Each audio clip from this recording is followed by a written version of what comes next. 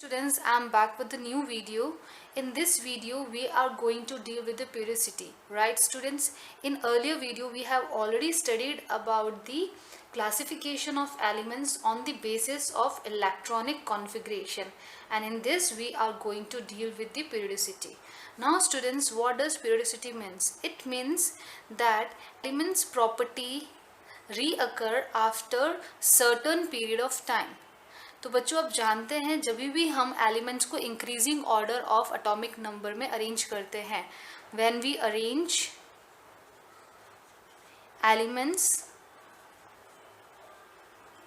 In increasing order of atomic number, तो बच्चों certain period के बाद में एलिमेंट्स की प्रॉपर्टीज सिमिलर होने लगती है. ठीक है, तो after certain interval of time properties become similar. Properties similar होती है या फिर हम ये बोल सकते हैं रीअक्रेंस ऑफ द प्रॉपर्टी होता है, तो प्रॉपर्टीज क्या होने लग जाती है, सिमिलर. फिर जिन एलिमेंट्स की प्रॉपर्टी सिमिलर है, उन एलिमेंट्स को हम सेम ग्रुप में प्लेस करते हैं. So elements with similar property are placed in same group. जिनकी सेम प्रॉपर्टी है उन्हें हम सेम ग्रुप में प्लेस करते हैं. नाउ स्टूडेंट्स, क्वेश्चन ये अराइज होता है कि ये सर्टन इंटरवल ऑफ टाइम है क्या. तो बच्चों, ये जो सर्टन इंटरवल ऑफ टाइम है वो है हमारे पास में 2, 8, 8, 18 एंड 32. तो बच्चों 2 के बाद में वापस प्रॉपर्टी सेम होने लग जाती है. 8 एलिमेंट्स के बाद में प्रॉपर्टी सेम होती है, वापस फिर 8 एलिमेंट्स के बाद में प्रॉपर्टी सेम होती है, देन 18 एंड फाइनली 32 एलिमेंट्स के बाद में प्रॉपर्टी सेम होती है. तो ये सर्टन ड्यूरेशन है जिसके बाद में प्रॉपर्टी सेम होने लगती है. तो हम ये लिख सकते हैं इसके लैंग्वेज, तो property of elements, the properties of elements get repeated after interval of 2, 8, 8, 18 and 32. ठीक है, तो 2, 8, 8, 18 एंड 32 के बाद में एलिमेंट्स की प्रॉपर्टी क्या होती है, रिपीट होने लगती है. ठीक है, और फिर जिनकी भी प्रॉपर्टी सेम आती है उसको हम सेम ग्रुप में प्लेस कर देते हैं. तो बच्चों, अगर हम पीरियोडिसिटी की डेफिनेशन लिखें तो we can define it as it is the recurrence of elements with similar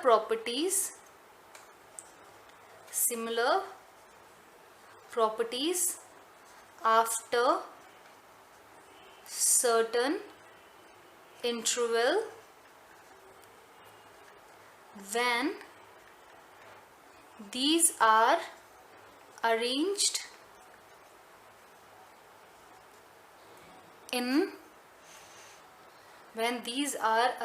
in the increasing order of atomic number is called periodicity. ठीक है बच्चों, तो जब हम एलिमेंट्स को increasing order of atomic number में अरेंज करते हैं तो after certain period of time जो एलिमेंट्स की प्रॉपर्टी होती है वो रीअकर होती है. ठीक है, तो जिन एलिमेंट्स की प्रॉपर्टी सेम होती है उनको हम सेम ग्रुप में रखते हैं. ठीक है, तो इसको हम बोलते हैं पीरियोडिसिटी. ओके, तो आई होप आपको ये डेफिनेशन समझ में आ गई है. आई रिपीट, जब एलिमेंट्स को हम इंक्रीजिंग ऑर्डर में लगाते हैं तो सर्टन पीरियड ऑफ टाइम के बाद में जो प्रॉपर्टी होती है वो सिमिलर होती है, रीअकर होने लगती है, और जो सेम प्रॉपर्टी के एलिमेंट्स हैं उनको हम सेम ग्रुप में रखते हैं, और इस ट्रेंड को हम बोलते हैं पीरियोडिसिटी. ठीक है, और कौन सा इंटरवल टाइम है, कितने ड्यूरेशन के बाद में प्रॉपर्टी सेम लगती है, 2 एलिमेंट्स के बाद में 8 एलिमेंट्स, 18 एंड 32 एलिमेंट्स के बाद में प्रॉपर्टी सेम होने लगती है. ठीक है बच्चों, now let's see this topic more. Now students question ये अराइज होता है कि 2, 8, 8, 18, 18 एंड 32 एलिमेंट्स के बाद में प्रॉपर्टी सिमिलर क्यों होती है, रीअकर क्यों होती है। तो बच्चों उसके पीछे रीज़न है, जब भी regular interval of time, certain interval time के बाद में प्रॉपर्टी जो सिमिलर होती है वो होती है due to presence of same valence electrons, ठीक है। या फिर हम ये बोल सकते हैं जो वैलेंस कॉन्फ़िगरेशन है, वैलेंस इलेक्ट्रॉनिक कॉन्फ़िगरेशन है वो सेम होता है, इस वजह से प्रॉपर्टी भी उनकी सेम होती है। तो due to same valence electron element have same property, ठीक है। तो जिनकी वैलेंस इलेक्ट्रॉन सेम हैं उनकी प्रॉपर्टी भी क्या होगी बच्चों, सेम होगी। जैसे मैं एग्जांपल कोट करती हूँ, आप जानते हो हाइड्रोजन, सोडियम, पोटेशियम, राइट। अगर हम इसमें लिथियम भी ऐड कर देते हैं, लिथियम, ठीक है। तो ये जो एलिमेंट्स हैं इन सब के आउटरमोस्ट शेल में एक ही इलेक्ट्रॉन है, इन सब के आउटरमोस्ट शेल में एक ही इलेक्ट्रॉन है, ठीक है। इनका जनरल कॉन्फिगरेशन हम ऑलरेडी स्टडी कर चुके हैं। तो NS1 है, इन सब के पास जो वैलेंस इलेक्ट्रॉन है वो इक्वल्स टू 1 है। वैलेंस इलेक्ट्रॉन कितने हैं इनके सबके पास में, 1। इस वजह से इन सब की प्रॉपर्टी क्या है, इन सब की प्रॉपर्टी है सेम, और इसके लिए इन्हें क्या रखा गया है, सेम ग्रुप में रखा गया है। इनकी प्रॉपर्टीज भी सेम है और इस सेम ग्रुप में रखा गया है, ठीक है बच्चों। इसी तरीके से हम एक को एग्जाम्पल कोट करते हैं। सपोज आप बात कर लीजिए बेरिलियम की, मैग्नीशियम की, कैल्शियम की। तो बच्चों इन सब के पास बाहर के शेल में, मैं यहाँ कॉन्फ़िगरेशन नीचे लिख रही हूँ, NS2 होता है, मतलब बाहर के सेल में 2 इलेक्ट्रॉन्स है। आउटरमोस्ट शेल में कितने इलेक्ट्रॉन्स है, सबके अंदर कितने इलेक्ट्रॉन्स है, 2 इलेक्ट्रॉन्स है। इसलिए इनकी प्रॉपर्टीज भी क्या होती है, सेम, और क्योंकि प्रॉपर्टी सेम है इसलिए इनको सेम ग्रुप में प्लेस किया गया और ये हमेशा सेकंड ग्रुप में प्लेस होते हैं, ठीक है बच्चों। तो आपको समझ में आ गया है एलिमेंट्स की सेम प्रॉपर्टी क्यों होती है, क्योंकि after regular interval of time, after certain period of time, इनकी वैलेंसीज, इनके जो वैलेंस इलेक्ट्रॉन्स हैं वो क्या हो जाते हैं, सेम। उस वजह से इनकी प्रॉपर्टी भी सेम हो जाती है और प्रॉपर्टी सेम होने की वजह से इनको सेम ग्रुप में प्लेस किया जाता है, ठीक है। सो स्टूडेंट्स, जब हमें पीरियोडिसिटी का मतलब समझ में आ गया है कि जब हम एलिमेंट्स को increasing order of atomic number में अरेंज करते हैं, then after certain period of time उनकी जो प्रॉपर्टीज़ है वो रीअकर होती है और इसको हम पीरियोडिसिटी बोलते हैं, ठीक है। और जो रीअकरेंस होता है वो after interval of 2, 8, 18, 18 and 32 elements के बाद में होता है, ठीक है। ये ट्रेंड रहता है, हमें ये भी पता है। और हमें नेक्स्ट पॉइंट ये भी पता है कि प्रॉपर्टी सेम क्यों होती है, क्योंकि प्रॉपर्टी सेम होती है due to the same number of valence electron. अगर किसी भी एलिमेंट्स में वैलेंस इलेक्ट्रॉन सेम है तो उनकी प्रॉपर्टी भी क्या होगी, सेम होगी, ठीक है। तो टोटल मिला के हमने 3 टर्म्स पढ़ी है, एक पीरियोडिसिटी, ठीक है, और कौन सा ट्रेंड है जिसके बाद में उनकी प्रॉपर्टी सेम होती है, तो 2, 8, 8, 18, 18 एंड 32 का ट्रेंड पढ़ा हमने। और थर्ड हमने ये देखा है कि प्रॉपर्टी सेम क्यों होती है, क्योंकि वैलेंस इलेक्ट्रॉन्स सेम होते हैं। Now students, we are moving to the trend, so let's see the trend, and in that we will first study about the atomic size.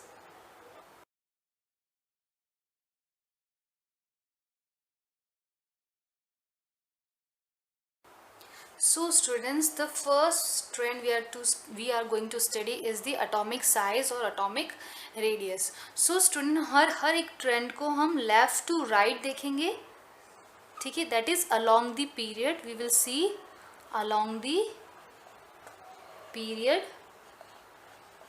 okay, and हम देखेंगे top to bottom, that is along the group।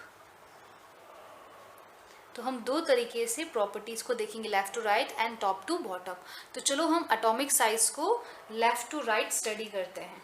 C students, अगर हम left से right की तरफ move करते हैं तो साइज़ क्या होता है बच्चों, साइज़ डिक्रीज़ होता है। साइज़ क्या होता है, डिक्रीज़ होता है। हमने यहाँ पे आंसर सीधा लिख दिया है, ठीक है। अब हम देख रहे हैं रीज़न, ऐसा क्यों होता है, लेफ़्ट से राइट जाने पे साइज़ डिक्रीज़ क्यों होता है। देखो बच्चों, जब भी हम लेफ़्ट से राइट की तरफ मूव करेंगे तो हम जानते हैं कि एटॉमिक नंबर इंक्रीज़ हो रहा है, लेफ्ट से राइट मूव करने पे एटॉमिक नंबर इंक्रीज होता है। अगर एटॉमिक नंबर इंक्रीज होगा तो आप जानते हैं एटॉमिक नंबर किसके बराबर होता है?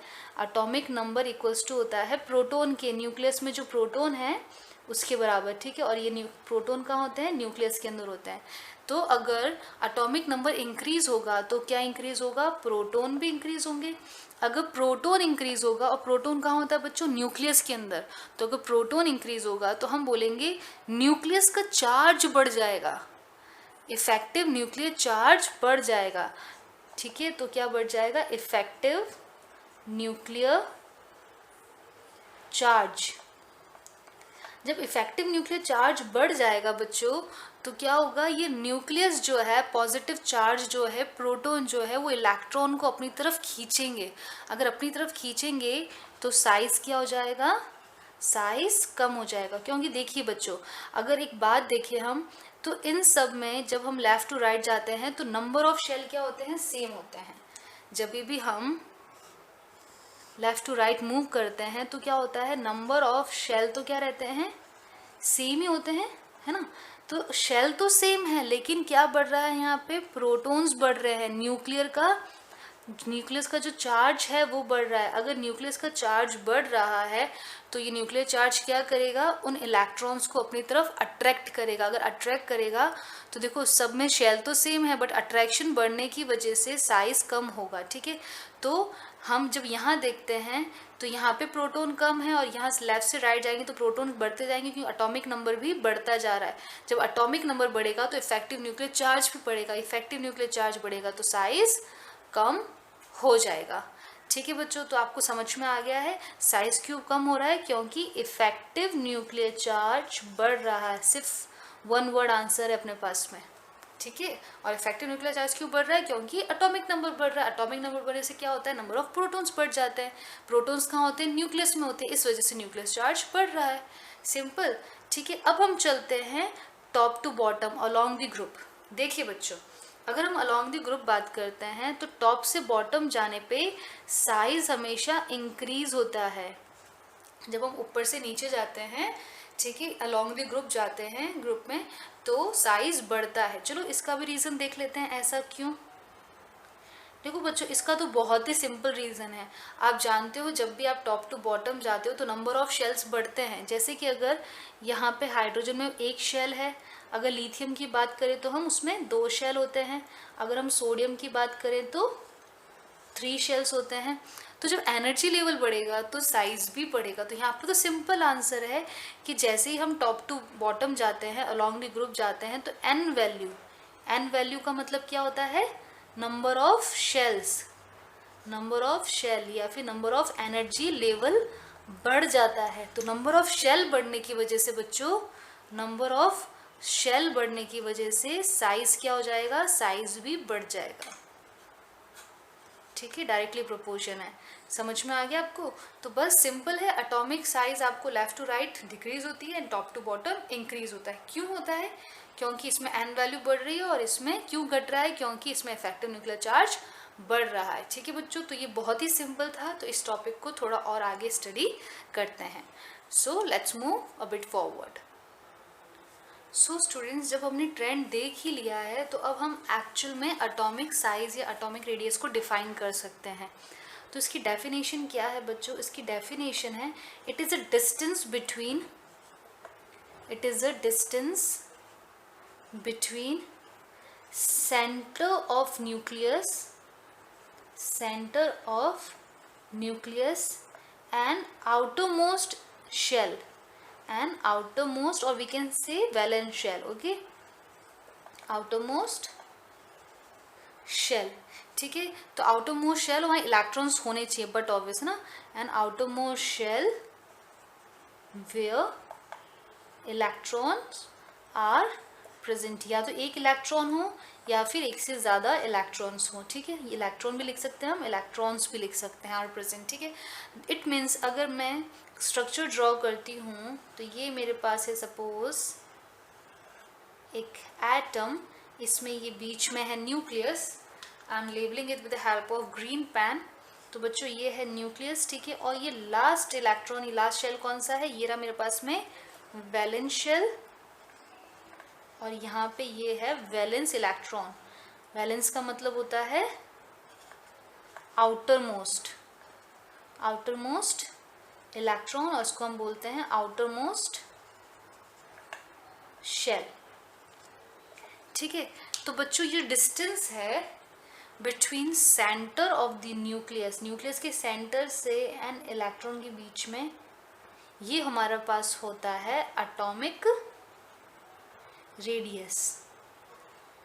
ठीक है, और हम इसी का ट्रेंड देखते हैं। अब बच्चों आपको एक बात ध्यान रखनी है कि एटम की जो बाउंड्री होती है, जो आउटर मोस्ट शेल है, ये कोई डेफिनेट बाउंड्री नहीं है, it is not well defined. ठीक है, अगर हम बात करते हैं तो atom does not have well defined boundary. Atom doesn't have well defined boundary. ठीक है, इनकी वेल डिफाइंड बाउंड्री नहीं होती है। ठीक है, अगर आप ये भी नहीं कह सकते कि बहुत डिस्टेंस है, बहुत ज़्यादा डिस्टेंस है तो वहाँ पे इलेक्ट्रॉन की पाए जाने की संभावना ज़ीरो है, नहीं। हम अगर बहुत डिस्टेंस की बात करते हैं तो प्रोबेबिलिटी कभी भी ज़ीरो नहीं होती। Probability of finding electron at any distance is never zero. तो जो प्रोबेबिलिटी है of finding electron at distance is never zero. ठीक है, मतलब कुछ ना कुछ प्रोबेबिलिटी होगी। अगर लार्ज डिस्टेंस की बात करते हैं, इस डिस्टेंस को मैं थोड़ा सा एलोबरेट करूं, तो अगर हम लार्ज डिस्टेंस की भी बात करते हैं तो बच्चों लार्ज डिस्टेंस पे भी इलेक्ट्रॉन की पाए जाने की संभावना ज़ीरो हम नहीं ले सकते। हो सकता है बहुत ज़्यादा एनर्जी मिली हो, इलेक्ट्रॉन बहुत दूर तक चला गया हो, तो हम कभी भी वेल डिफाइंड शेल को नहीं बता सकते कि पर्टिकुलर रेडियस ही है। ठीक है, इलेक्ट्रॉन जो है वो कभी एक फिक्स पाथ में नहीं होता। हो सकता है ये इलेक्ट्रॉन अभी यहाँ मूव करे, थोड़ी बाद यहाँ मूव करे, जब नेक्स्ट टाइम आए तो यहाँ पे, नेक्स्ट टाइम आए तो यहाँ पे, कभी यहाँ पे, कभी यहाँ पे। ठीक है, तो इलेक्ट्रॉन पाए जाने की हमेशा संभावना होती है, प्रोबेबिलिटी होती है, सर्टेनिटी कभी भी नहीं होती। प्रिसाइजली हम नहीं बोल सकते, एक्यूरेटली हम नहीं बोल सकते, हम सिर्फ एक टेंटेटिव आइडिया दे सकते हैं कि प्रोबेबल यहाँ यहाँ यहाँ पे यहाँ पे यहाँ पे हो सकता है। ये एक ही इलेक्ट्रॉन नंबर ऑफ पोजिशन पे हमें मिल सकता है जब भी वो रिवॉल्व करता है अराउंड द न्यूक्लियस। तो हमेशा हम क्या वर्ड यूज़ करते हैं, वी यूज़ वर्ड प्रोबेबल। ठीक है, तो हम प्रोबेबिलिटी के बारे में बात करते हैं कि संभावना है कि इलेक्ट्रॉन यहाँ पाया जाएगा। आप exact boundary, well defined boundary नहीं बता सकते हैं। आ गई आपको बात समझ में?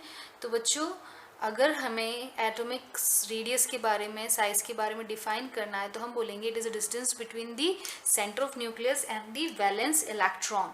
ठीक है, इनके बीच का जो डिस्टेंस है उसको हम क्या बोलेंगे, एटॉमिक रेडियस कहेंगे। ठीक है, तो बच्चों देखिए, अगर हमें एटॉमिक रेडियस निकालना है, एटॉमिक साइज निकालना है, तो वो हम ऑप्ट कर सकते हैं, हम पा सकते हैं by using of X-ray measurement. X-ray के थ्रू हम उसको फाइंड आउट कर सकते हैं। तो कौन सी टेक्निक यूज़ करेंगे हम रेडियस फाइंड आउट करने के लिए, एक्स-रे। ठीक है, अब बच्चों देखो हम दो टाइप की रेडियस और पढ़ रहे हैं। The first one is covalent radius and the second one is van der Waals radius. ठीक है,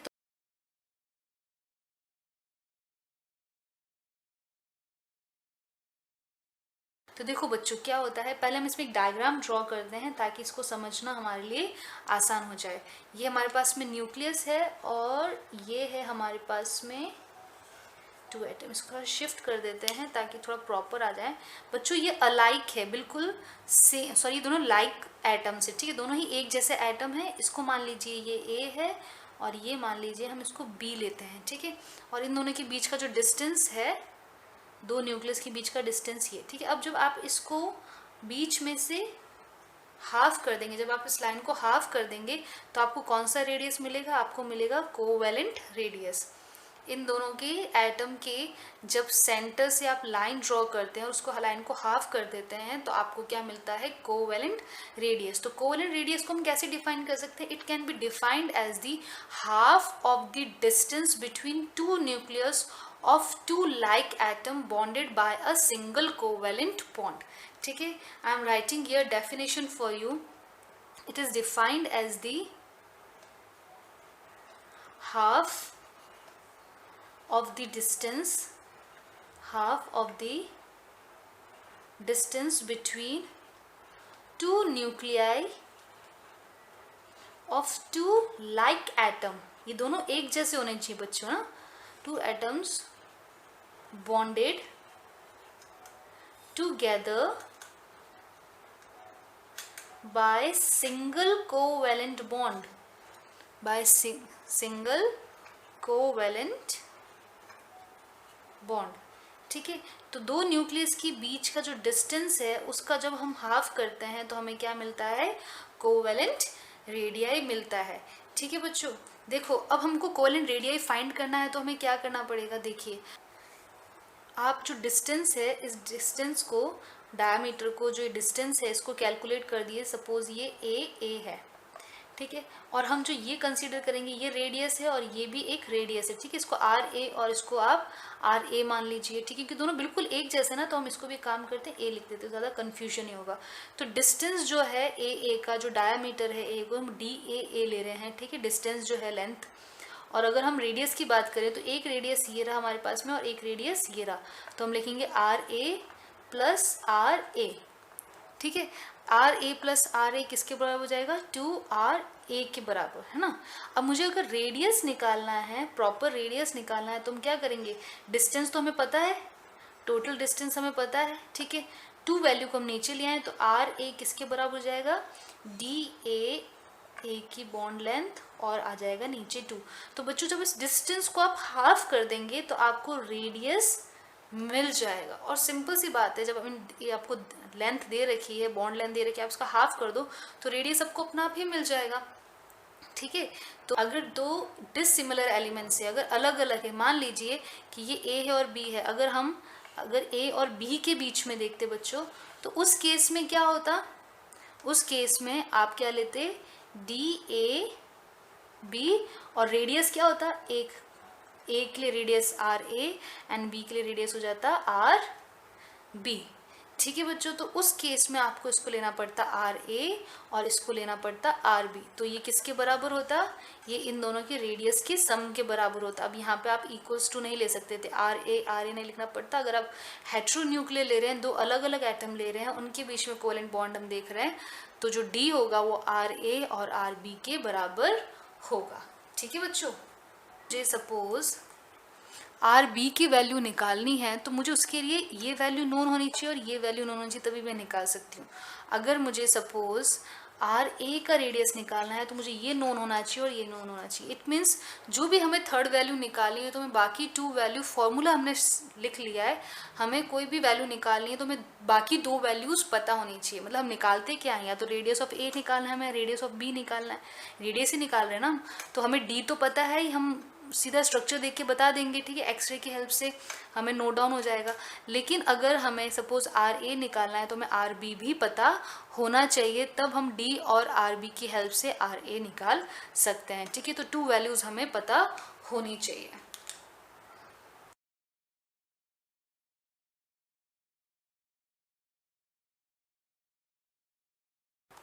So let's see now about van der Waal radius. So we are talking about van der Waal radius. तो बच्चों इसके लिए सबसे पहले तो हम इसका एक डायग्राम ड्रॉ करते हैं जिससे ये बहुत सिंपल हो जाएगा समझना. So let's draw the diagram. बच्चों देखो, सपोज ये 2 एलिमेंट्स हैं, 2 एटम्स हैं जो बॉन्डेड है एक दूसरे से. ठीक है, ये 2 एटम्स जो है, 2 एटम्स आपस में बॉन्डेड है, कंपाउंड. ठीक है, और इसी तरीके से यहाँ पे भी ये 2 एलिमेंट्स हैं जो बॉन्डेड है. ठीक है, अब बच्चों देखो इसमें वैन डर वाल फोर्सेस वर्क कैसे करते हैं. वैन डर एटम की इस एटम के न्यूक्लियस और इस एटम के न्यूक्लियस के बीच का जब लाइन ड्रॉ करेंगे और हम जब इसका हाफ देखेंगे, इसका हाफ करेंगे तो हमें कौन सा रेडियस मिलेगा? Van der Waals radius. इसका मतलब आप वैन डर वाल रेडियस को कैसे डिफाइन कर, देखिए कैसे डिफाइन कर सकते हैं आप इसको.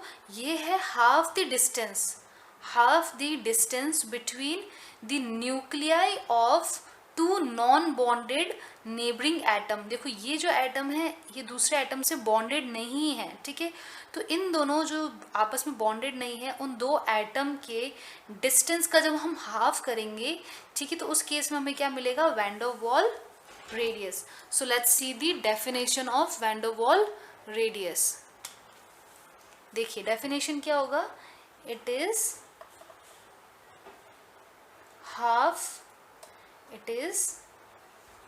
half of the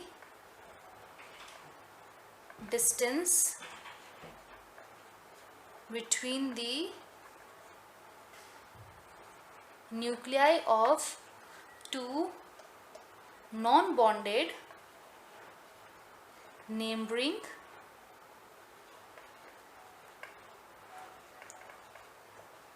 atoms of two adjacent molecule of solid state। ठीक है बच्चों, तो डेफिनेशन लिख दी है मैंने आपके लिए और मैंने आपको समझा दिया है। टू नेबरिंग एटम जो आपस में कनेक्टेड नहीं है, उन दोनों के न्यूक्लियस के बीच का डिस्टेंस और उसका जब हम हाफ करते हैं तो हमें कौन सा रेडियस मिलता है, वैन डर वाल रेडियस। तो बच्चों अगर मैं आपसे क्वेश्चन पूछती हूँ कि वैन डर वाल रेडियस ज़्यादा है या कोवैलेंट रेडियस ज़्यादा है, तो आंसर क्या होगा आपका, बट ऑब्वियस वैन डर वाल, क्योंकि आपस में बॉन्डेड नहीं है तो वैन डर वाल रेडियस हमेशा ज़्यादा होते हैं कोवैलेंट रेडियस से। ठीक है, अब बच्चों जब आपको ये टॉपिक समझ में आ ही गया है तो अब हम आगे आयंस के बारे में बात कर लेते हैं।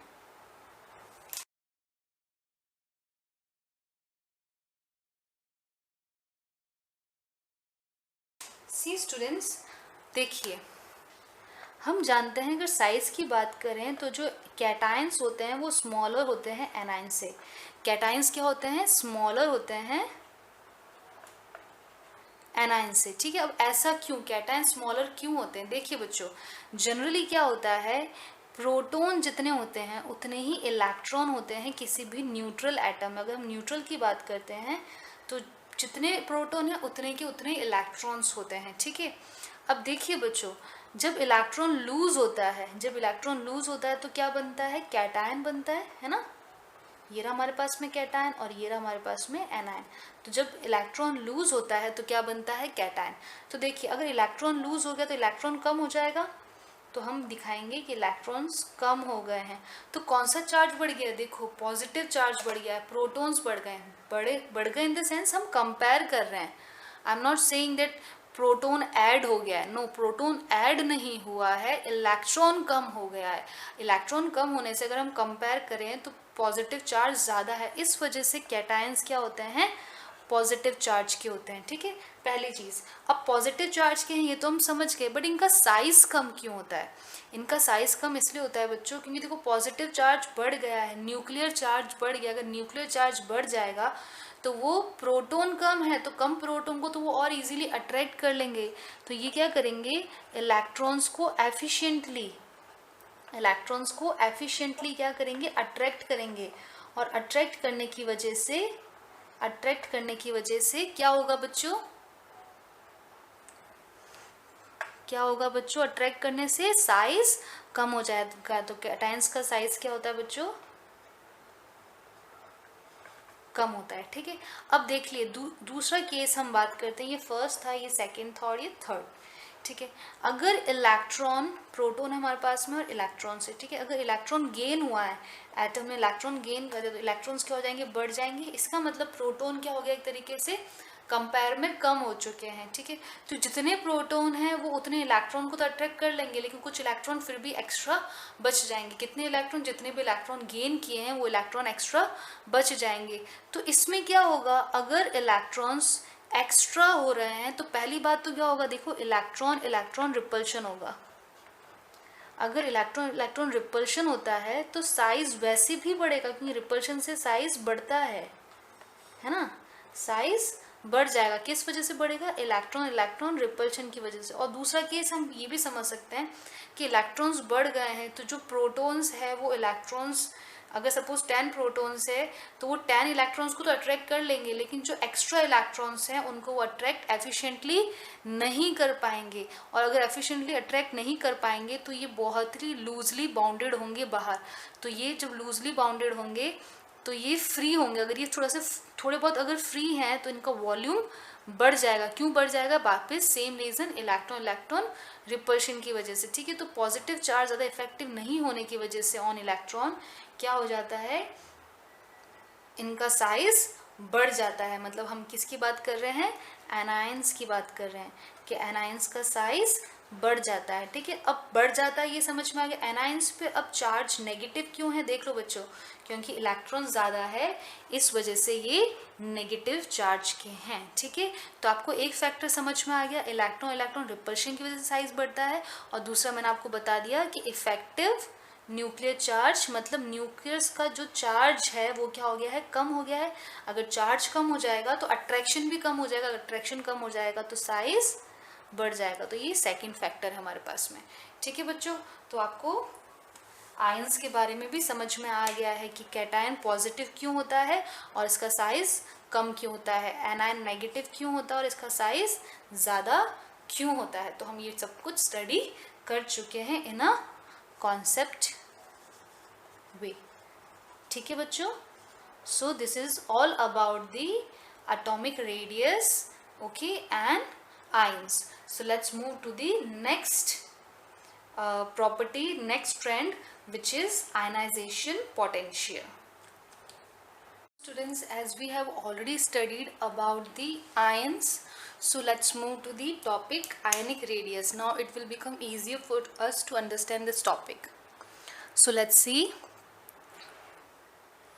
ionic radius.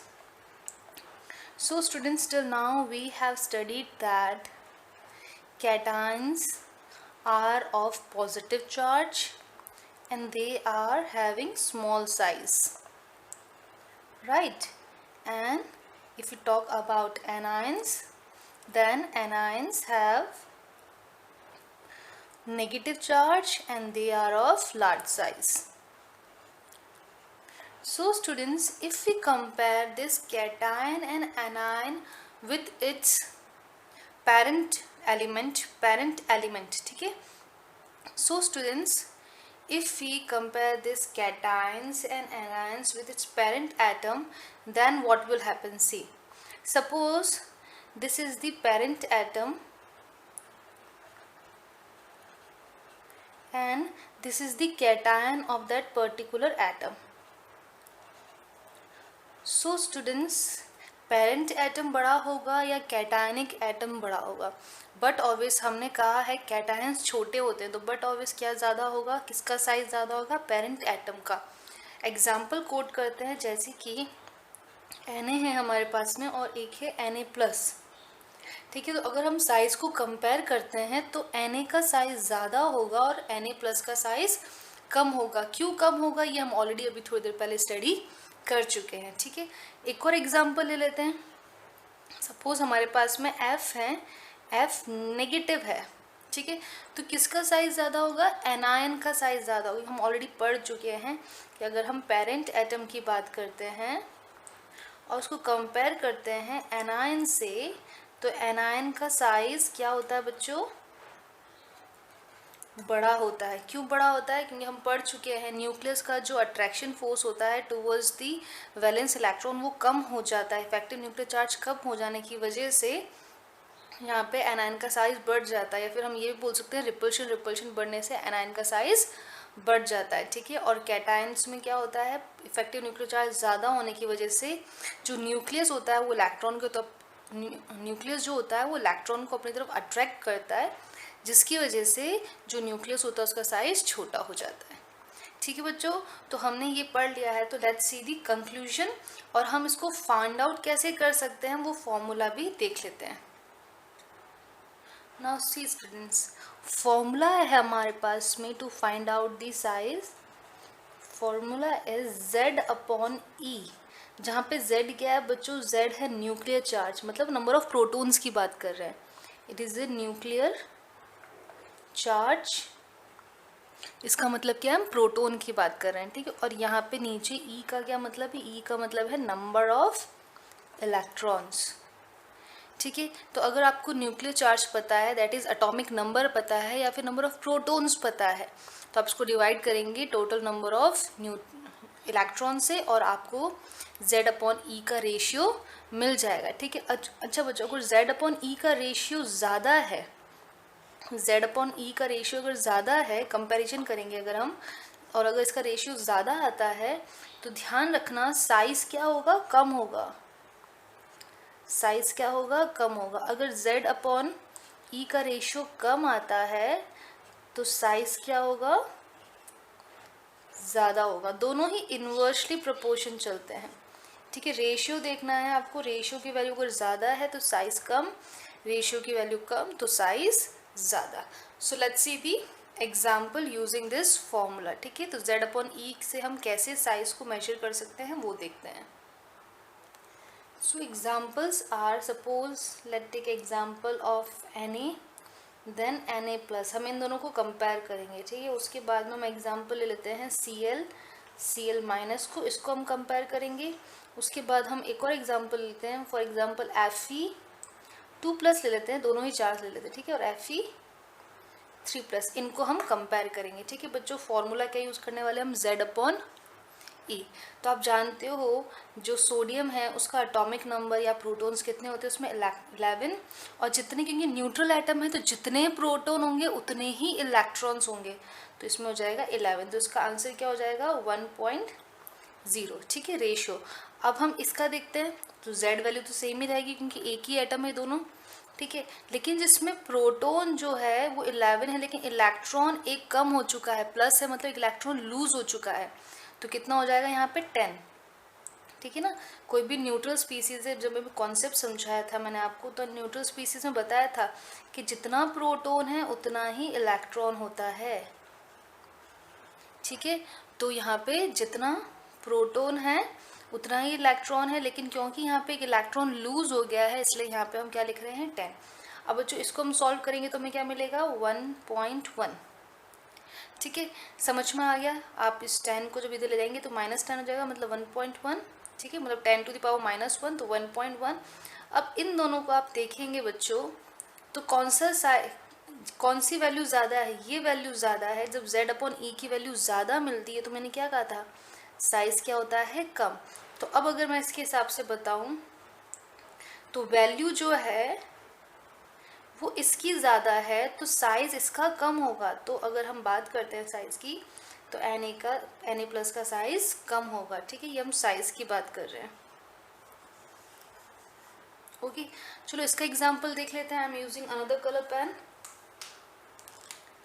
सी, हम जानते हैं इसका जो एटॉमिक नंबर होता है वो होता है 17, और न्यूट्रल है तो उतने के उतने इलेक्ट्रॉन्स होंगे, इसमें भी 17 रहेगा, और एक इलेक्ट्रॉन ऐड हो गया है तो ये हो जाएगा 18, ठीक है। तो इसकी वैल्यू वापस 1.0 और इसकी वैल्यू हो जाएगी बच्चों 0.9 के अराउंड, ऑलमोस्ट 95 के अराउंड, ठीक है। तो 0.95, कौन सी वैल्यू ज़्यादा है, ये वैल्यू। अगर ये वैल्यू ज़्यादा है तो उसका साइज़ कम होगा।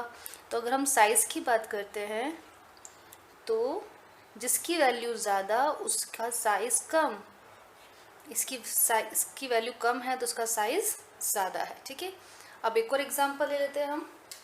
देखिए बच्चों, अगर हम Fe की बात करते हैं तो Fe का जो एटॉमिक नंबर होता है वो होता है 26, तो दोनों के हम लिख देते हैं 26, ठीक है। यहाँ पे इसने 2 इलेक्ट्रॉन कम कर दिए हैं तो ये 24 हो जाएगा, 3 इलेक्ट्रॉन कम तो 23। कर दीजिए सॉल्व, 1.08 आएगा इसका आंसर, और इसको आप सॉल्व करेंगे तो 1.13। कौन सी वैल्यू ज़्यादा है, ये वैल्यू ज़्यादा है तो इसका साइज़ कम होगा।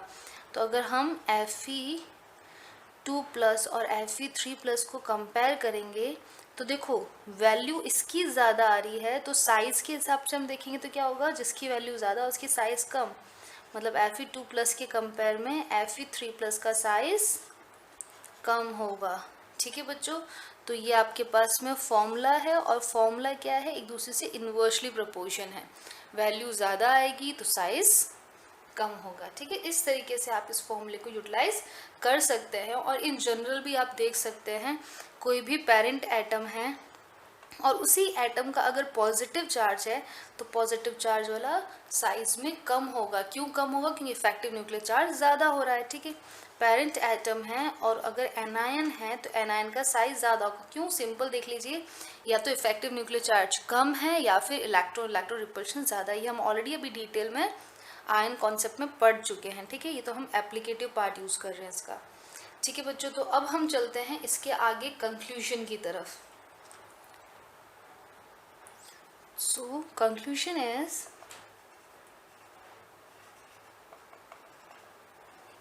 अगर हम आयनिक रेडियस की डेफिनेशन की बात करें तो हमें क्या मिलता है definition? It is a distance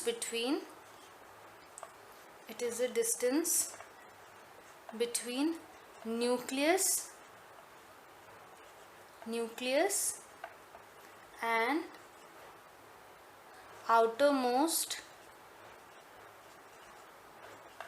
shell of ion। ठीक है, हम न्यूक्लियस के डिस्टेंस, न्यूक्लियस और जो आउटर मोस्ट शेल है आयंस का, उसके बीच का डिस्टेंस को हम क्या बोलेंगे? आयनिक रेडियस बोलेंगे। ठीक है बच्चों, समझ में आ गया ना ये?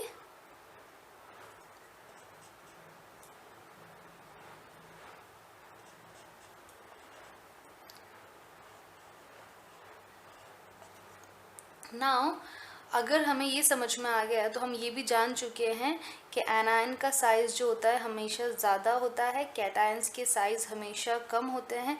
जैसे जैसे नेगेटिव चार्ज बढ़ता जाएगा साइज़ भी बढ़ता जाएगा, जैसे जैसे पॉजिटिव चार्ज बढ़ता जाएगा साइज़ भी कम होता जाएगा। ठीक है, तो अगर कोई सेम एटम है, सपोज मैं बात करती हूँ Fe2+ और मैं बात कर रही हूँ Fe3+, हमें पता है कि पॉजिटिव चार्ज होने से साइज़ कम होता है तो इसका साइज़ कम है, लेकिन अगर हम +3 कर देंगे तो उसका साइज़ और कम हो जाएगा। ठीक है, तो जैसे जैसे पॉजिटिव चार्ज बढ़ता जाएगा वैसे वैसे साइज़ और कम होता जाएगा, नेगेटिव चार्ज बढ़ने से साइज़ और बढ़ता जाएगा। ठीक है बच्चों, यहाँ तक समझ में आ गया आपको? अब ध्यान से देखिए, अगर हम बात करते हैं स्मॉलेस्ट कैटायन की और लार्जेस्ट कैटायन की, देखो बच्चों स्मॉलेस्ट कैटायन है वो हमारे पास में है H+। ये क्या है? सबसे स्मॉलेस्ट कैटायन। ठीक है, अगर हम लार्जेस्ट कैटायन की बात करते हैं तो वो हो जाएगा सीजियम। ये हमारे पास में है लार्जेस्ट कैटायन पीरियोडिक टेबल के अंदर। ठीक है, अगर स्मॉलेस्ट एनायन की बात करते हैं तो F नेगेटिव, ये क्या है अपने पास में? Smallest anion. ठीक है, और लार्जेस्ट एनायन जो है वो है F negative, sorry I negative, ये हो जाएगा लार्जेस्ट एनायन। ठीक है, तो हमने कैटायन स्मॉलेस्ट भी देख लिया, लार्जेस्ट भी देख लिया, smallest anion and largest anion भी हमने देख लिया। ठीक है बच्चों, जब आपको ये समझ में आ गया है तो अब हम नेक्स्ट जो टर्म पढ़ने वाले हैं वो है हमारे पास में iso electronic species. So let's see the iso electronic species.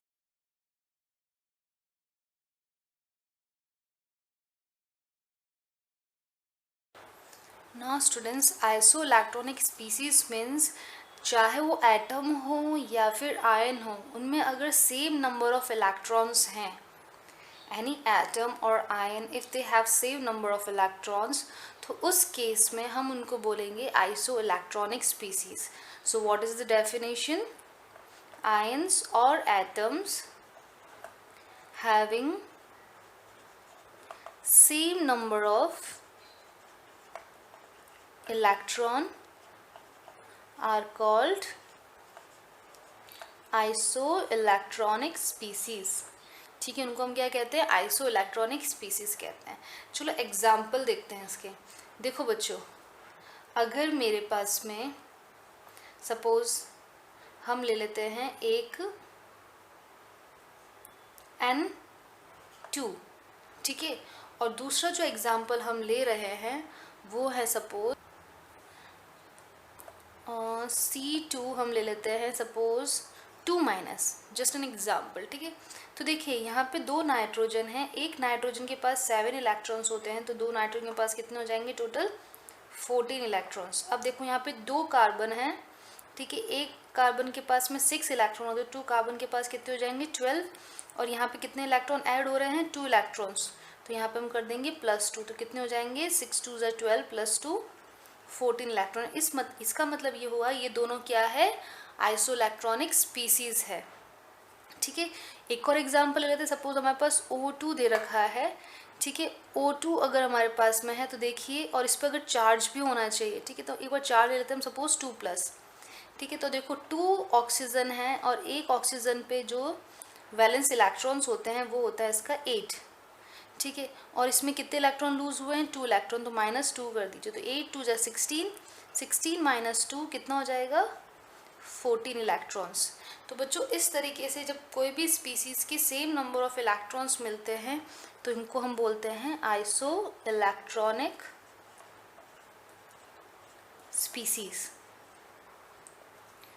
ठीक है बच्चों, तो आपको ये समझ में आ गया है। तो बच्चों इस तरीके से हमने एटॉमिक रेडियाई, आयनिक रेडियाई के टॉपिक को पूरी अच्छी तरह से स्टडी कर दिया है। ठीक है, अगर आप एटॉमिक रेडियाई में देखेंगे तो जो हमारे पास लेफ्ट हैंड साइड में जो ग्रुप्स है, मतलब हम एल्कलाइन मेटल की बात करें, एल्कलाइन अर्थ मेटल की, उनका जो साइज़ होता है वो सबसे लार्जेस्ट होता है, सबसे ज़्यादा होता है। ठीक है, और अगर हम राइट हैंड साइड में बात करते हैं, मतलब हम इस तरफ मूव कर रहे हैं, ठीक है, राइट हैंड साइड में बात करते हैं जहाँ पे हैलोजन ग्रुप है, जहाँ पे हैलोजन ग्रुप है उनका साइज सबसे स्मॉलेस्ट होता है। ठीक है, उसके बाद में बच्चों आता है ज़ीरो ग्रुप। ठीक है, यहाँ पे तो एल्कलाइन मेटल की बात कर रहे हैं हम, यहाँ पे हम हैलोजन्स की बात कर रहे हैं जिनका साइज़ सबसे कम होता है, क्योंकि हम जानते हैं ना जैसे ही हम लेफ़्ट से राइट की तरफ मूव करते हैं तो साइज़ कम होता जाता है। इसका मतलब जो लेफ्ट हैंड साइड में एलिमेंट्स हैं उनका साइज़ सबसे ज़्यादा है और जो राइट हैंड साइड में है उनका सबसे कम साइज़ है ना। अगर तो हम ज़ीरो ग्रुप बात करते हैं तो देखो इसका जो साइज़ होता है ज़ीरो ग्रुप का वो इनके कंपेयर में, हैलोजन के कंपेयर में ज़्यादा होता है। ठीक है, तरीके से क्या होना चाहिए और कम होना चाहिए, क्योंकि लेफ़्ट से राइट जाते तो साइज़ कम होता है, बट इनका जो साइज़ होता है ज़ीरो ग्रुप का हैलोजन के कंपेयर में वो थोड़ा सा ज़्यादा होता है। क्योंकि बच्चों इसके अंदर हम कौन सा रेडियाई कंसीडर करते हैं, इसके अंदर हम कंसीडर करते हैं van der Waals radii, van der Waals radii हम इसमें कंसीडर करते हैं। ठीक है, और वैन डर वाल रेडियाई से आपको पता है, हमने बात करी थी कि अगर हम कोवेलेंट या वैन डर वाल को कंपेयर करते तो वैन डर वाल रेडियाई सबसे ज़्यादा है, इसका मतलब इनका साइज़ ज़्यादा होगा। ठीक है, तो हम ये कहते हैं कि एल्कलाइन मेटल और एल्कलाइन अर्थ मेटल इनकी साइज़ सबसे ज़्यादा होते हैं। जैसे जैसे आप राइट हैंड साइड में जाएंगे साइज़ कम होता जाएगा, मतलब हैलोजन की साइज़ सबसे कम है, स्मॉलेस्ट नहीं एलिमेंट्स। ठीक है, उसके बाद में अगर हम ज़ीरो ग्रुप की तरफ जाते हैं, जस्ट जो नेक्स्ट है हैलोजन के, तो इनका साइज़ हैलोजन के कंपेयर में ज़्यादा होता है, क्योंकि हम इसमें क्या कंसीडर करते हैं वैन डर वाल रेडियाई। ठीक है बच्चों, तो इस तरीके से आपको ये टॉपिक पूरे अच्छी तरीके से समझ में आ गया है। तो बच्चों चलो अब हम इसके ऊपर कुछ न्यूमेरिकल्स करते हैं, कुछ प्रॉब्लम्स करते हैं। देखिए बच्चों, सपोज आपको एक क्वेश्चन दिया हुआ है कि कुछ एलिमेंट्स हैं, जैसे कि suppose P3 - S2 - Cl - K + Ca2+। ठीक है, ये आपको एलिमेंट्स दे रखे हैं। पहली बात तो आपको आइडेंटिफाई करना है कि इनमें से कॉमन क्या है, इनमें इन सब में कॉमन क्या है। ठीक है, फर्स्ट क्वेश्चन आपको ये करना है। सेकंड आपको ये करना है कि इन एलिमेंट्स को आपको अरेंज करना है। You have to arrange them in increasing order of radii, increasing order of radii. ठीक है, रेडियाई के इंक्रीजिंग ऑर्डर में अरेंज करना। चलो पहले फर्स्ट क्वेश्चन को हम अटेम्प्ट करते हैं। सी स्टूडेंट्स, यहाँ पे क्या है, फॉस्फोरस है, सल्फर है, तो हम सबको वापस लिख देते हैं। फॉस्फोरस, फॉस्फोरस के ऊपर 3- है, सल्फर पे 2-, क्लोरीन पे 1-, इस पे है प्लस, कैल्शियम पे है 2+। ठीक है, देखो बच्चों अगर हम इसकी बात करते हैं तो इसके आउटरमोस्ट शेल में कितने इलेक्ट्रॉन, नाइट्रोजन फैमिली का है तो उसके आउटरमोस्ट शेल में 7 इलेक्ट्रॉन्स होंगे। ठीक है, प्लस कर दीजिए आप 3, क्योंकि इसने 3 इलेक्ट्रॉन गेन किए, तो टोटल इसके पास में हो गए 10 इलेक्ट्रॉन्स। ठीक है, उसके बाद में देखिए इस सल्फर के पास में 6 इलेक्ट्रॉन्स, सॉरी आउटरमोस्ट शेल में कितने इलेक्ट्रॉन्स होते हैं, 8 कंसिडर करेंगे हम। ठीक है, तो 8 + 2 कितना हो जाएगा 10। ठीक है, इसमें कितना होता है 7, 7 + 1, क्योंकि एक इलेक्ट्रॉन गेन किया है तो कितना हो जाएगा 10 इलेक्ट्रॉन्स। ठीक है, अब देखो बच्चों इसके अंदर अगर हम कॉन्फ़िगरेशन देखें तो कितना होता है, ध्यान से देखिएगा आप, कितना होता है 2, 8 and 1। ठीक है, इसने एक इलेक्ट्रॉन लूज कर दिया है तो उसके पास कितने बचे 10 electrons. In the same way आप इसमें देखेंगी तो कितना होता है, देख लीजिए आप 2, 8, 2 होता है, वापस 2 इलेक्ट्रॉन लूज कर लिए, कितने बचेंगे इसके पास में 10 इलेक्ट्रॉन्स। ठीक है बच्चों, तो आप इसको इस तरीके से सॉल्व करेंगे। अगर सबके पास में सेम इलेक्ट्रॉन्स है तो कौन सी स्पीसीज हो गई, इन सब में कॉमन क्या है, ये सब आइसो इलेक्ट्रॉनिक स्पीसीज है। ठीक है, सबके सब आइसो इलेक्ट्रॉनिक स्पीसीज है। ठीक है, अब बच्चों इसमें एक और तरीका है, ये तो हमने वैलेंस इलेक्ट्रॉन के बेसिस पे इसको फाइंड आउट किया है, ये तो हमारा एक तरीका हुआ शॉर्ट तरीका, क्योंकि देखो वैलेंस इलेक्ट्रॉन हमको सबके पता होते हैं कि इसके 7 है, इसमें 8 है, सॉरी इसमें 6 है, नाइट्रोजन में 7 है, इसमें 8 है, इसमें 7, इसमें हमारे पास में 281 का कॉन्फ़िगरेशन होता है, 282 का, तो हम ये सिंपल तरीके से निकाल सकते हैं। इसमें एक और तरीका है, वो ध्यान से देखिए बच्चों। तो बच्चों दूसरा तरीका बहुत सिंपल है, अगर आपको इनका एटॉमिक नंबर पता है तो आप उससे भी निकाल सकते हैं। एटॉमिक नंबर याद है तो वो भी वैलेंस इलेक्ट्रॉन के कॉन्सेप्ट से भी निकाल सकते। देखो अब फॉस्फोरस का एटॉमिक नंबर क्या होता है बच्चों, फॉस्फोरस का जो एटॉमिक नंबर होता है वो होता है 15। ठीक है, तो 15 प्लस कर दीजिए 3, तो क्या हो गया, आपको क्या मिल गया 18, है ना। सल्फर का क्या होता है 16, 16 + 2 18। क्लोरीन का क्या होता है, क्लोरीन का हो गया 17, 17 + 2 ये हो गया, सॉरी 17 + 1 18। ठीक है, अगर हम पोटेशियम की बात करते हैं तो बच्चों पोटेशियम का क्या होगा इस केस में, पोटेशियम का होगा 19, है ना। तो 19 में से आप 1 माइनस कर दीजिए तो आपके पास में आ जाएगा 18। ठीक है, कैल्शियम का क्या एटॉमिक नंबर होता है 20, 20 माइनस कर दीजिए 2 इलेक्ट्रॉन, तो ये हो गया 18। बच्चों ये सारे ही आर्गन का कॉन्फ़िगरेशन ले रहे हैं, सॉरी आर्गन का कॉन्फ़िगरेशन या आर्गन का एटॉमिक नंबर ले रहे हैं। ठीक है, तो ये सारे ही स्टेबल हो गए हैं, नोबल गैस जो कॉन्फ़िगरेशन है या नोबल गैस जो एटॉमिक नंबर है उन्होंने ऑप्ट कर दिया है। ठीक है, तो ये तरीका भी बहुत सिंपल है, अगर आपको सबके एटॉमिक नंबर पता है तो आप उससे सीधा ही कितने इलेक्ट्रॉन्स प्लस किए हैं, कितने इलेक्ट्रॉन माइनस किए हैं वो लिख दीजिए, तो आपको आइसो इलेक्ट्रॉनिक स्पीसीज मिल जाएगी। ठीक है, तो ये तो हो गया हमारे पास में कि आप कैसे निकाल सकते हैं आइसो इलेक्ट्रॉनिक स्पीसीज के इलेक्ट्रॉन्स। ठीक है, अब हम बच्चे चल रहे हैं नेक्स्ट कि आप इनको अरेंज कीजिए इन increasing order of radii. So let's see how they will be arranged. देखो बच्चों, अब जब सब में अमाउंट ऑफ इलेक्ट्रॉन सेम है, ठीक है, सबके अंदर इलेक्ट्रॉन सेम है, तो देखो अरेंजमेंट का सिस्टम क्या होगा, जिसके ऊपर जितना नेगेटिव चार्ज, जिसका जितना नेगेटिव चार्ज उसका साइज उतना ही ज़्यादा, और जिस पे जितना पॉजिटिव चार्ज ज़्यादा उतना साइज कम। ठीक है, तो देख लीजिए सबसे ज़्यादा नेगेटिव चार्ज इसका है। ठीक है, आपको इंक्रीजिंग ऑर्डर में लगाना है, तो सबसे पहले देख लीजिए साइज़ किसका सबसे कम है, सबसे ज़्यादा पॉजिटिव ये है, तो कैल्शियम जो है 2+ का साइज सबसे कम होगा। फिर उसके बाद पॉजिटिव इसके पास में है तो के पॉजिटिव। ठीक है, उसके बाद में नेगेटिव साइन इसमें एक थोड़ा सा है तो ये थोड़ा ज़्यादा होगा के पॉजिटिव से। उसके बाद में इसमें नेगेटिव साइन और ज़्यादा है तो ये और ज़्यादा बड़ा होगा। इसके पास नेगेटिव साइन सबसे ज़्यादा है इसलिए ये सबसे बड़ा है। तो बच्चों जिसके पास अगर आइसो इलेक्ट्रॉनिक स्पीसीज़ है तो जिसके पास नेगेटिव चार्ज ज़्यादा उसका साइज़ ज़्यादा, जिसके पास पॉजिटिव चार्ज ज़्यादा उसका साइज़ कम। ठीक है, तो ये हो गया हमारे पास में एक क्वेश्चन। अब हम एक और क्वेश्चन सॉल्व करते हैं। Let's see the next question. देखिए बच्चों, आपको सपोज एक क्वेश्चन गिवन है कि आपके पास एक ऑक्सीजन एलिमेंट है, एक O नेगेटिव है, एक O2 नेगेटिव है, इसको इंक्रीजिंग ऑर्डर ऑफ एटॉमिक या आयनिक रेडियाई में अरेंज कीजिए। देखिए बच्चे, वैसे तो हम इसको सिंपल ही अरेंज कर सकते हैं, जिसके पास जितना नेगेटिव चार्ज उतना ही ज़्यादा, क्योंकि सेम एलिमेंट्स है ना ये। ठीक है, सबके एटॉमिक नंबर्स तो सेम ही होते हैं, फिर चार्ज बढ़ने की वजह से साइज़ बढ़ जाएगा, ये हम ऑलरेडी पढ़ चुके हैं। तो आप सिंपल भी ऐसे बता सकते हैं कि ऑक्सीजन से O नेगेटिव का साइज़ बड़ा होगा और O2 नेगेटिव का सबसे बड़ा, क्योंकि जितना नेगेटिव चार्ज बढ़ेगा उतना ही साइज़ बढ़ेगा। ठीक है, आप इसी क्वेश्चन को Z/E से भी निकाल सकते। देखो एटॉमिक नंबर 8 इलेक्ट्रॉन भी 8, वैल्यू 1। इसका एटॉमिक नंबर 8, इसने एक इलेक्ट्रॉन और गेन कर लिया है तो 9 हो जाएगा। तो इसकी वैल्यू जो होगी वो लेस देन 1 होगी, ठीक है। अब अगर हम ले लेते हैं सपोज इसका हो जाएगा 8 और ये हो जाएगा 10, ठीक है। तो इवन लेसर हो जाएगा ये देन 1, ठीक है।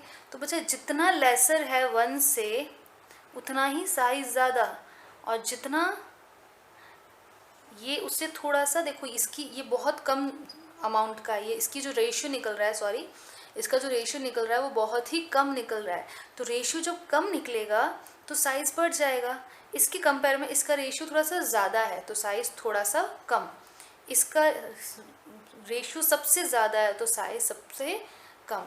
तो आप रेशियो के हिसाब से भी निकाल सकते हैं सिंपल, कि जिसका रेशियो जितना ज़्यादा साइज़ उतना ही कम होगा, ठीक है ना। तो यहाँ पे क्या है, रेशियो सबसे ज़्यादा आ रहा था तो साइज़ सबसे कम है, ठीक है। इसमें रेशियो जो था वो सबसे कम आ रहा था तो साइज़ सबसे ज़्यादा है। तो दोनों ही इन्वर्सली प्रोपोर्शनल होते हैं। रेशियो का वैल्यू जो आता है वो साइज़ से इन्वर्सली प्रोपोर्शन होता है, ठीक है। आपको इतना समझना है इसके अंदर, ठीक है। अब चलो एक और क्वेश्चन सॉल्व करते हैं। अब देखो बच्चों, अभी जो हमने क्वेश्चन सॉल्व किया था उसमें तो सारे एलिमेंट्स एक जैसे थे तो हम चार्ज के हिसाब से निकाल सकते थे। जैसे मैं एक और एग्जांपल देती हूँ, सपोज Fe3+ है, Fe2+ है एंड Fe है। आपको इसको अरेंज करना है, ठीक है। साइज किसका सबसे ज़्यादा होगा तो हमें पता है, जिसके पास सबसे ज़्यादा पॉजिटिव होगा उसका साइज़ सबसे कम होगा तो कम है। इसके पास भी पॉजिटिव, इसके पास पॉजिटिव नहीं है तो जिसके पास पॉजिटिव है उसका साइज़ कम है। तो सबसे बड़ा साइज़ Fe का है और सबसे छोटा साइज़ Fe3+ का है, ठीक है। जब सारे एलिमेंट्स एक जैसे हैं तब तो कोई दिक्कत ही नहीं, हमें समझ में आ रहा है। अब हम जो नेक्स्ट क्वेश्चन वो ले रहे हैं जिसके अंदर सारे एलिमेंट्स डिफरेंट है। फॉर एग्जांपल ले लेते हैं हम Mg2+, नियॉन, F-, ठीक है, O2-। अब ऐसे केस में बच्चों Z/E की वैल्यू ही आपको सॉल्व करने में हेल्प करेगी, अदरवाइज जब आप सोचने लगेंगे तो थोड़ा टाइम कंजप्शन हो जाएगा उसमें, ठीक है। तो देखिए यहाँ पे इसका जो एटॉमिक नंबर होता है वो होता है 12 और नंबर ऑफ इलेक्ट्रॉन 12 में से 2 माइनस कर दीजिए तो हो जाएंगे 10, ठीक है। इसके अंदर देखो बच्चों क्या है, एटॉमिक नंबर 10 है और सेम इलेक्ट्रॉन्स रहेंगे क्योंकि न्यूट्रल है। इसमें एटॉमिक नंबर 9 है और 9 में एक इलेक्ट्रॉन ऐड कर दीजिए क्योंकि -1 चार्ज है तो 10 है।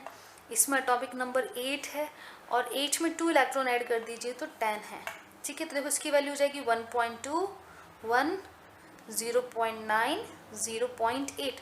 तो पहले वैल्यू का रेशियो देखो, सबसे ज़्यादा वैल्यू इसकी है, उससे कम 1, उससे भी कम ये, उससे कम ये, ठीक है। तो जो ट्रेंड इस रेशियो का आ रहा है उसको ऑपोजिट आप क्या ले लेंगे, साइज़ के लिए। तो जब बच्चों साइज़ की बात करेंगे तो सबसे ज़्यादा साइज़ जो है, मैं आपको क्वेश्चन में ही बता देती हूँ, अगर रेडियस का ट्रेंड ये आ रहा है तो साइज़ का ट्रेंड क्या रहेगा, इसका जस्ट ऑपोजिट।